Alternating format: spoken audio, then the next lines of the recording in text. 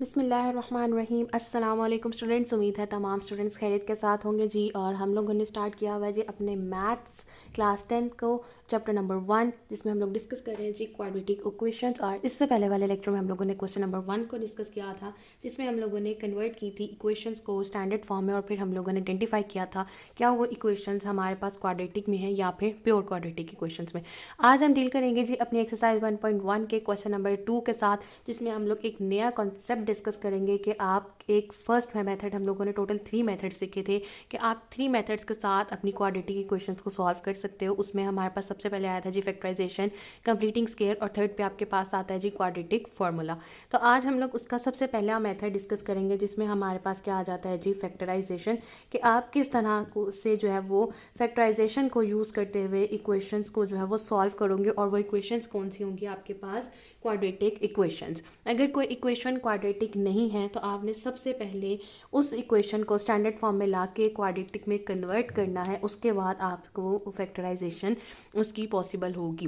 Factorisation को समझने के लिए हमें क्या पता होना चाहिए कि आपके पास जो है वो साइंस का कॉन्सेप्ट आपको पता होना चाहिए। आपको पता है जी 4 हमारे पास रूल्स बनते हैं। प्लस इंटू प्लस का कॉम्बिनेशन होता है हमारे पास, फिर दूसरा कॉम्बिनेशन होता है हमारे पास प्लस और माइनस का कॉम्बिनेशन होता है, फिर हमारे पास कॉम्बिनेशन होता है जी माइनस और प्लस का, और फोर्थ कॉम्बिनेशन होता है माइनस और माइनस का, जो हम लोग एग्जांपल्स के साथ डिटेल से समझेंगे भी।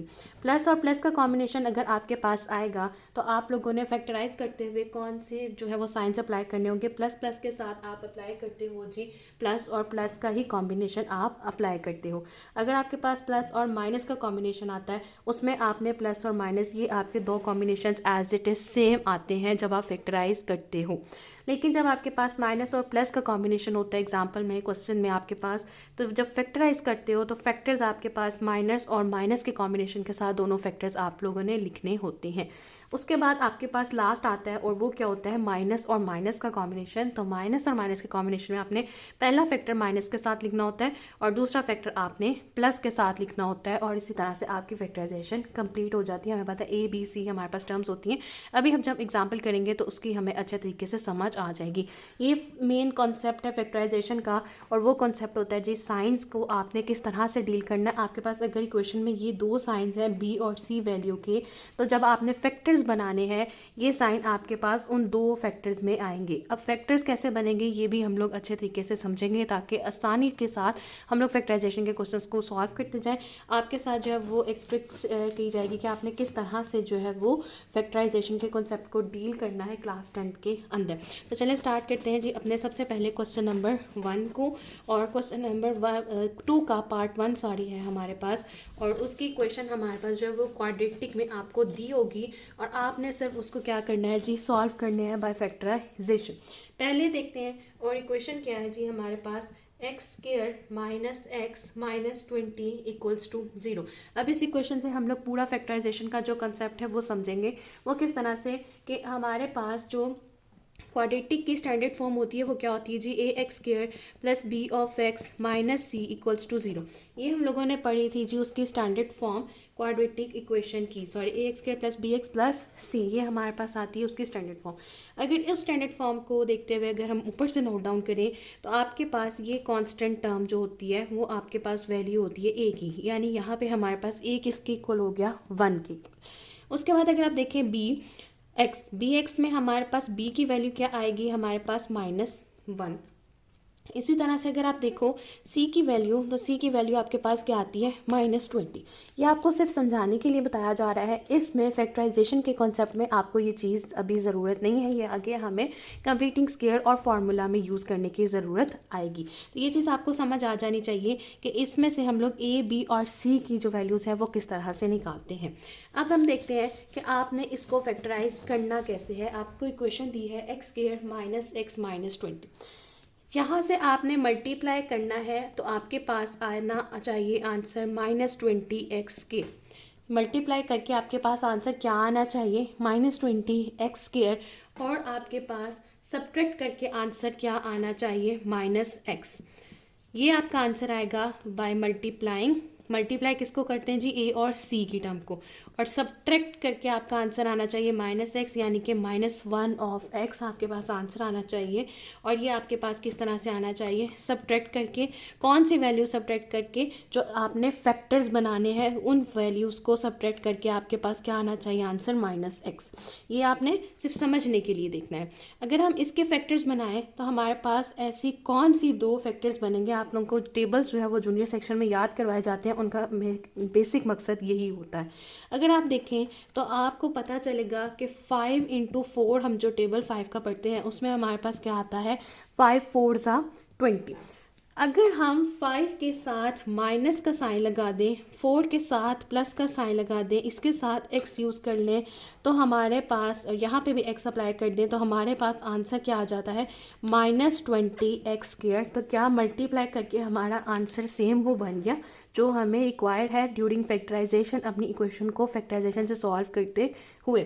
तो अगर हम देखें -5 of x plus 4 of x को अगर हम सब्ट्रैक्ट करते हैं तो हमारा आंसर क्या आ जाता है -x। वो भी हमें वही आंसर दे रहा है जो कि हमें ड्यूरिंग फैक्टराइजेशन रिक्वायर्ड है। तो अब आपके पास इस इक्वेशन के फैक्टर्स क्या बन गए जी, -5x प्लस 4 ऑफ x। उससे हमारी इक्वेशन क्या हो जाएगी, आसानी के साथ सिंप्लीफाई हो जाएगी। आपको पहले क्वेश्चन में सारा तरीका बता दिया, आप किस तरह से मल्टीप्लाई और सब्ट्रैक्ट करते हो कि आपकी इक्वेशन फैक्टराइज हो सके, वो आपको पता चल गया। अब हम आगे आराम से जो है वो क्वेश्चंस को सॉल्व कर सकते हैं। यहाँ पे हम लोग अपने एस जो है वो पुराने मेथड के साथ फैक्टराइजेशन के कॉन्सेप्ट को सॉल्व करेंगे, और इंशाल्लाह अपने नेक्स्ट लेक्चर में हम देखेंगे कि with the help of calculator आप किस तरह से फैक्टर्स निकाल सकते हो। लेकिन इस लेक्चर में क्योंकि हमें सॉल्व करना है डिटेल के साथ, तो हम लोग अपने इसी ट्रेडिशनल मेथड के साथ फैक्टराइजेशन करेंगे। तो हमारे पास क्या आ जाएगा जी, x² -5 of x plus 4 of x -20 = 0। ये आपके पास क्या आ गए, दोनों फैक्टर्स। अब हमारे पास क्या होगा, इसमें से हमारे पास x कॉमन आ सकता है, उसमें क्या आ जाएगा जी, रिमेनिंग टर्म्स x -5। यहाँ से अगर हम देखें प्लस के साथ हम लोग 4 को कॉमन ले सकते हैं, 4 5 ज़ा 20। तो 4 आपके पास कॉमन आ गया, x -20 = 0। अब अगर आपने यहाँ तक काम एग्जैक्ट कर लिया है और आपकी ये दोनों ब्रैकेट की टर्म सेम आ गई है, इट मीन्स आपने आंसर जो है वो बिल्कुल, क्वेश्चन को आपने बिल्कुल 100% एग्जैक्ट सॉल्व किया है। इसमें आपके फुल मार्क्स इंशाल्लाह आएंगे। तो x -5 दोनों ब्रैकेट सेम है, मेरा क्वेश्चन 10 आउट ऑफ 10 बिल्कुल ठीक होगा यहाँ तक। आगे अब आपने क्या करना है, x + 4 और x -5 ये आपने दोनों टर्म्स यहाँ लिख ली = 0। अब उसने आपको कहा है कि आपने सॉल्व करना है कंप्लीट, तो आप क्या करेंगे जी, x + 4 को = 0 इक्वेट करेंगे, और यहाँ से x -5 को 0 के इक्वल इक्वेट करोगे। ये आपने कर दिया। अब आपके पास क्या होगा जी, आपने दोनों x की वैल्यूज़ निकालनी है। यहाँ पे आपके पास -4 और x = आपके पास क्या आ जाता है 5। तो इस तरह से सोल्यूशन सेट हमारा क्या बन गया, 5 × -4। ये आपके पास क्या आ गया, आपका सोल्यूशन इस इक्वेशन का जो उसने डिमांड किया था with the help of factorisation.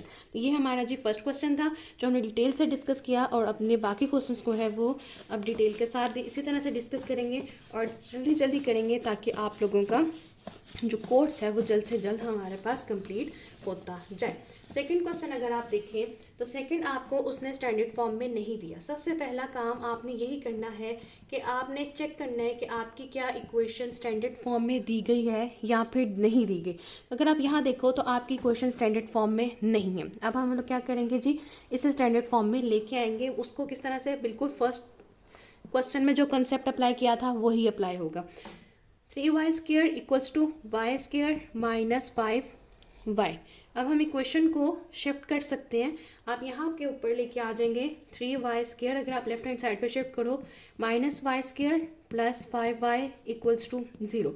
y² की दो टर्म्स हैं, अगर हम सॉल्व करें तो हमारे पास क्या आ जाता है जी, 2y² + 5y = 0। अब हमें इसको जो है वो मज़ीद फैक्टराइजेशन की ज़रूरत नहीं पड़ेगी। हम सिंपली यहाँ से क्या करेंगे जी, y कॉमन ले लेंगे।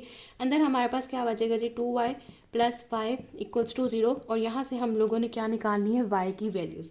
तो y को पहले इक्वेट किया जी 0 के इक्वल, और फिर दूसरी टर्म को इक्वेट किया 2y प्लस 5 इक्वल्स टू 0। तो ये तो एक आपके पास आंसर आ गया। दूसरा आपके पास क्या आंसर आएगा जी, 2y हमारे पास प्लस 5 उधर जाके क्या हो जाएगा जी, सब्ट्रैक्ट, देन आपके पास y की वैल्यू क्या निकल आई, -5/2। तो इस तरह से इस क्वेश्चन का आपके पास सोल्यूशन सेट क्या बन जाता है, -5/2 इंटू 0, जो कि आपका इस इक्वेशन का आंसर है। और आपको कैसे पता चलेगा कि आपके पास y के 2 आंसर्स आएंगे आपकी डिग्री ऑफ पॉलिनोमियल से। हाईएस्ट डिग्री इस इक्वेशन में आपके पास क्या आई है जी, y स्क्वायर। तो हर इक्वेशन में, हर क्वेश्चन में इसी तरह से आपने देखना, जो आपकी हाईएस्ट डिग्री होगी उतने ही आपके आंसर्स कैलकुलेट होंगे, और ये आगे आपको ज़्यादा डिफिकल्ट लेवल्स की क्वेश्चन सॉल्व करने में हेल्प आउट करेगा। आगे देखते हैं जी नेक्स्ट क्वेश्चन को।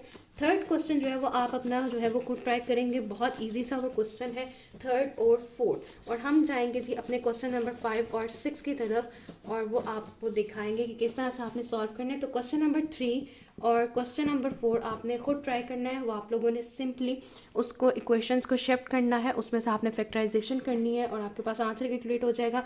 फोर्थ वाला भी सेम एज इट इज़ है, 152 को आप लोग लेफ्ट हैंड साइड पे लेके आओगे, -152 हो जाएगा, और उसके बाद आपने क्या बना लेने हैं, फैक्टर्स बना लेने हैं।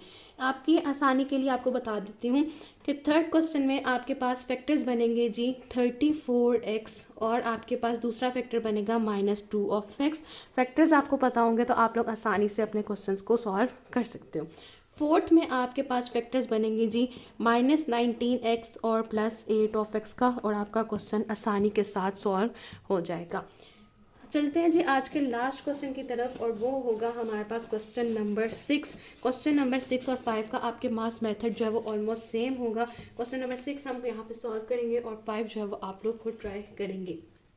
क्वेश्चन नंबर 6 है हमारे पास 2/(x-9) equals to 1/(x-3) - 1/(x-4). इसमें हम लोगों को क्या करना है जी, सबसे पहले कन्वर्ट करना है स्टैंडर्ड फॉर्म में। स्टैंडर्ड फॉर्म में किस तरह से कन्वर्ट होगा जी, हम लोग एलसीएम से क्या करेंगे, दोनों साइड्स को मल्टीप्लाई करेंगे।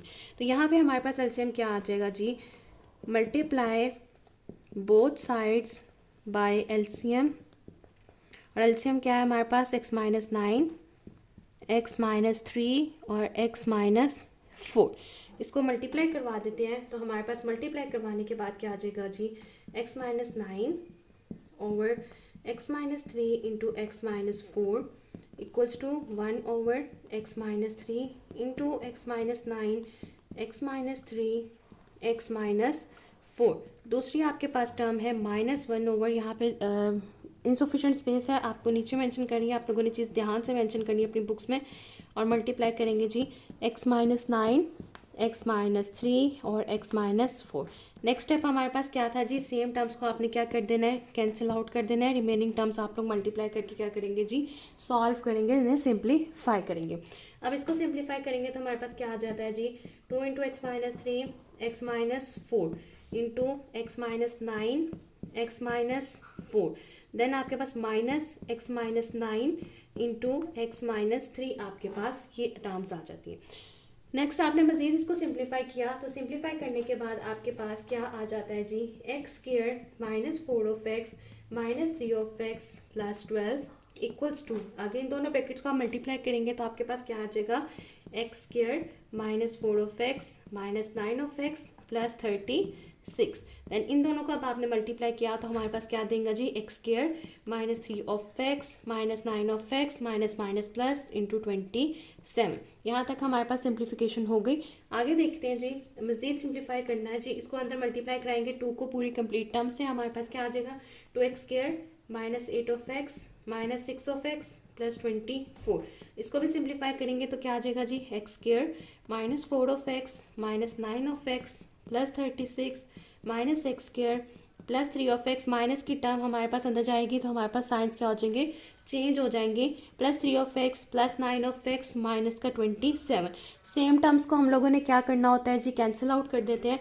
यहाँ पे सिर्फ हमारे पास +x² और -x² की टर्म्स जो होंगी वो क्या हो जाएंगी, कैंसिल आउट हो जाएंगी। मज़ीद आगे सिंप्लीफाई करेंगे तो हमारे पास क्या आ जाएगा, 2x² -14 -8 -6 क्या आ जाएगा, -14x +24, और इनको आप सॉल्व करते जाएं, -4 9 +3 और आपके पास क्या आ जाता है जी +9 ऑफ एक्स और हमारे पास क्या कट हो जाएगा -9 ऑफ एक्स कट हो गया। उसके बाद इसको सॉल्व किया तो हमारे पास क्या बच गया जी सिंपली -x और रिमेनिंग टर्म आपके पास क्या आ जाती है +36 -27 आपके पास क्या देगा आपको +9 देगा। उसके बाद हम लोगों ने इसको क्या करना है जी शिफ्ट करना है, इसको इसकी साइड शिफ्ट करेंगे ताकि हम क्या कर लें मज़ीद सिंप्लीफाई। ऊपर से मैं रिमूव कर रही हूँ, उम्मीद है मुझे कि आप लोगों ने यहाँ तक नोट डाउन कर लिया होगा साथ साथ, ताकि हम लोग अपना क्वेश्चन क्या कर लें जी कंप्लीट वाइंड अप कर सकें। तो आपने क्या करना है जी इसको शिफ्ट करेंगे तो आप कैसे शिफ्ट करेंगे 2x² -14 of x +24 plus x -9 equals to 0। आपके पास यहाँ पे x क्या हो जाएगा, x चेंज हुआ उसका +x -9। मज़ीद सिंप्लीफाई करेंगे, सेम टर्म्स को ऐड सब्ट्रैक्ट करेंगे तो हमारे पास क्या आ जाएगा simply 2x² -13 of x +15 equals to 0। अब यहाँ पे आपकी इक्वेशन क्या हुई है स्टैंडर्ड फॉर्म में आई है। अब हम लोग इसको क्या करेंगे फैक्टराइजेशन से सॉल्व करेंगे, क्योंकि क्वेश्चन क्या है हमारे पास कि आपने सॉल्व करना है बाय फैक्टराइजेशन। अब इसकी फैक्टराइजेशन करेंगे तो इसके फैक्टर्स क्या आने चाहिए 15 × 2 30x² और आपके पास सब्ट्रैक्ट करके क्या आना चाहिए -13x। उसके लिए अगर हम देखें तो हम लोगों ने क्या पढ़ा हुआ जी 10th का टेबल हमें आता है 10 × 3 आपके पास क्या होता है 30। तो उससे हम लोग क्या कर सकते हैं आराम से निकाल सकते हैं। और माइनस और प्लस के आपके पास यहाँ पे दिया हुआ है तो कॉम्बिनेशन फैक्टर्स का क्या बनेगा जी माइनस और माइनस। इसको सॉल्व करते हैं फैक्टराइजेशन से 2x² -10 of x -3 of x +15 equals to 0। अब क्या करेंगे जी कॉमन निकालेंगे 2x यहाँ से आपके पास कॉमन x -5 यहाँ से आपके पास -3 कॉमन x -5। हमारा आंसर जो है वो बिल्कुल एग्जैक्ट क्वेश्चन हमारा बिल्कुल ठीक वे में जा रहा है। x -5 हमारे पास आ गया है, सेम टर्म्स हमारे पास आ गई हैं। अब क्या करेंगे जी 2 of x -3 into x -5 equals to 0। अब सिंपली हम लोगों ने क्या करना है जी 0 के इक्वल इक्वेट करना है तो 2x -3 इक्वल्स टू 0 और x -5 इक्वल्स टू 0। तो यहाँ पे आपके पास आ जाएगी x की वैल्यू x इक्वल्स टू +3/2 और यहाँ पे आपके पास वैल्यू आ जाएगी x इक्वल्स टू +5। तो सोल्यूशन सेट क्या बन गया 3/2 इंटू +5 और उसी के साथ आपका क्वेश्चन जो है वो क्या हो जाता है कंप्लीट हो जाता है और आज का लेक्चर जो है वो भी कंप्लीट हो जाता है। क्वेश्चन नंबर 2 देखा सॉल्व बाय फैक्टराइजेशन। 3, 4 और 5 क्वेश्चन आप लोग खुद करेंगे। 3 और 4 के आपको फैक्टर्स भी बता दिए हैं और वो सिमिलर है 1 और 2 के। और 5th क्वेश्चन आपका सिमिलर है जी क्वेश्चन नंबर 6 के। आपने मल्टीप्लाई करना है जी एलसीएम से मल्टीप्लाई करेंगे, इसी तरह से शिफ्टिंग करेंगे। उसके बाद आपके पास इक्वेशन स्टैंडर्ड फॉर्म में आएगी। आपको इक्वेशन स्टैंडर्ड फॉर्म की बता देते हैं कि आपके पास जो स्टैंडर्ड फॉर्म में इक्वेशन आएगी वो क्या आएगी, ताकि आपको पता हो कि आपकी इक्वेशन और आपका क्वेश्चन जो है वो बिल्कुल ठीक वे में जा रहा है। इक्वेशन आएगी जी आपके पास x² +x -12 ये आपके पास स्टैंडर्ड फॉर्म में इक्वेशन आएगी और इसके फैक्टर्स आपके पास होंगे जी +4 ऑफ x -3 ऑफ x। उसी के साथ आपका क्वेश्चन जो है वो कंप्लीट हो जाएगा बहुत आसानी के साथ। और question number 5 as compare to 6 जो है वो कम मुश्किल है और कम लेंथी है, जो कि इंशाल्लाह ताला आप सबसे आसानी से सॉल्व हो जाएगा। इनकेस अगर आपसे सॉल्व नहीं होता तो आप लोग ज़रूर कमेंट कर सकते हैं, इंशाल्लाह उनके ऊपर वीडियोज़ भी आपको मिल जाएंगी।